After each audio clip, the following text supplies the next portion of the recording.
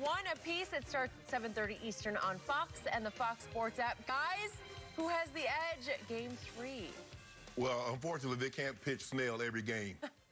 Because he was dealing. I mean, when you can throw 98, 99, drop the slider, drop the curveball in there, and he did something no other pitcher had ever done in World Series history. 9 strikeouts in under 5 innings.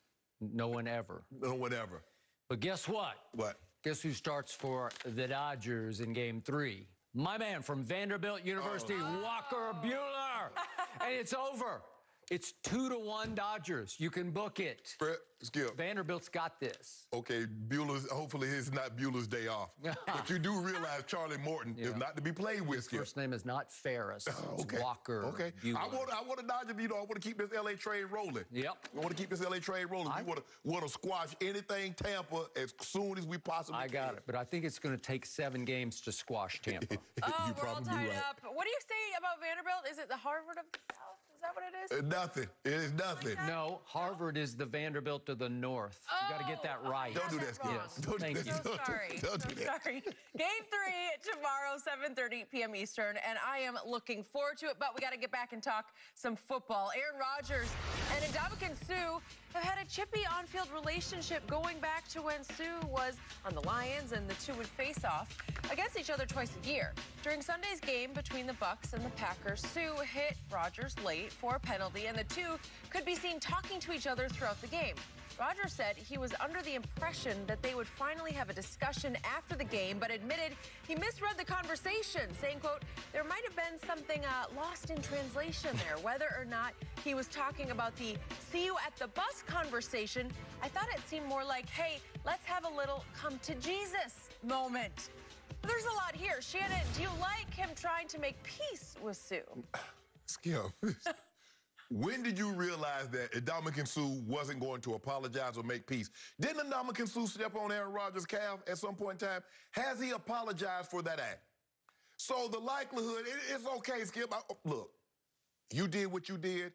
You don't come, I mean, that's probably been 7, 8 years, maybe even longer than that, Skip. And we haven't had our come to Jesus meeting, our come to peace meeting. The likelihood of that happening now, Ndamukong Suh is just built differently. He's wired differently. He's not trying to be anybody's friend if you're not on his team. Aaron, let it go. let it go. I mean, hey, I understand that you want to, you don't want any bad blood, but Ndamukong Suh want bad blood.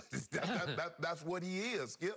And so that's okay that everybody's not meant to be friends. And this notion that, quarterbacks want to be everybody's friend, that's not what he wants. So if I'm you, Aaron, I ain't trying to reach out.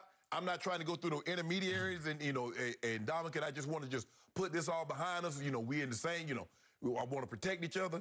I'm not doing any of that. That man has moved on with his life. I highly recommend, Aaron, you do the exact same thing. Can you please explain to me where this came from? What is he thinking? This is Aaron bleeping Rodgers. Yeah. One of the best quarterbacks ever. You think he might even be the greatest quarterback ever.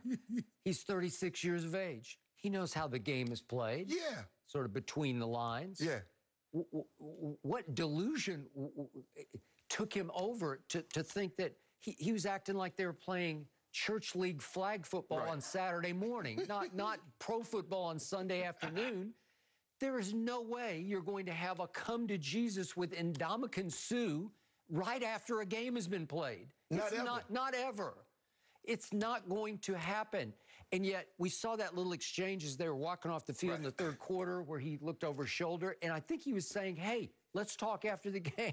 And I'm sure Suh had to process it like, you mean at the bus? You want to meet me at the bus? What are we going to talk about? Yeah, and as Aaron said, I'm not going to fight Ndamukong Suh. Well, he's obviously not going to fight him. Right. Because he would not win that fight. Skip, I don't know if, Aaron, do you realize his history with quarterbacks, how many times he's been fined for what the NFL deems as unnecessary roughness? He, literally almost took somebody's head, the quarterback's head off, Skip. And you think that he wants to be your friend? Did you see the way he hit you? Did you see that?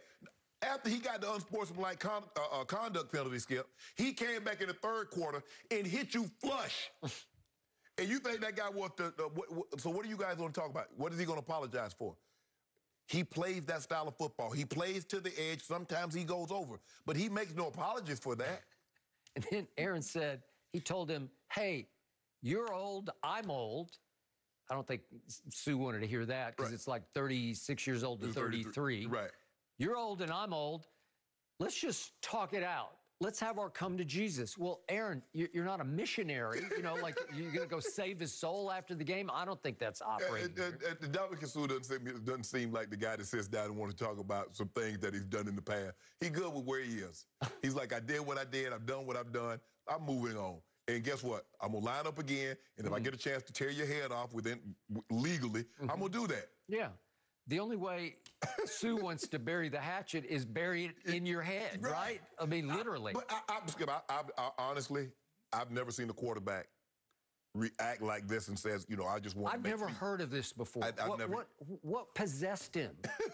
and I always tell you, it seems like he's starting to think of winding down a little bit. This is the kind of talk you get from a quarterback who sort of what did he say about, I can see the back nine, or I'm entering the back nine. But it seems like he's seeing the 18th hole up ahead. Yeah. Where I got to go make peace with everybody, all my enemies. He's like, but I didn't deem, and I'm trying to, you know, I wasn't on the field, and he said he thought the interaction that they had, it wasn't hostile, it was cordial. I didn't get that. I didn't deem that from, like I said, I wasn't there, but looking at Ndamukong Suh, it didn't like, okay, okay. Oh, sure. You want to talk about it? Yeah. I didn't get that.